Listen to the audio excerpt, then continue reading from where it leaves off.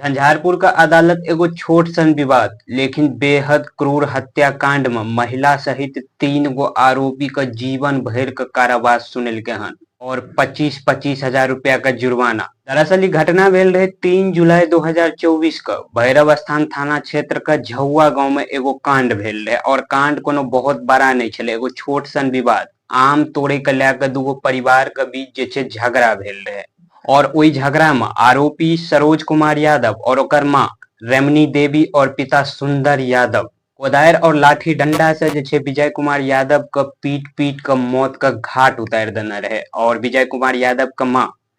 सोनी देवी के सेहो पिटल गेल रहे, जेकरा हॉस्पिटल ले जाय कला में जे छे रास्ता में मौत भ गेल रहे। वह घटना का झंझारपुर अदालत फैसला सुनलके हन। जिला एवं अपर सत्र न्यायाधीश अनिल कुमार राम का अदालत बुधवार का फैसला सुनलके, जेमे तीनों आरोपी के जे छे जिंदगी भर का कारावास सुनाल गेले। दूगो परिवार एगो छोट सन विवाद में तो बर्बाद भइए गेले, दूगो जे छे अपना जिंदगी से हाथ धोई देलके और ई 3 गो जे जिंदा लाश बन के जे छे जिंदगी भर जेल के कैद में रहते।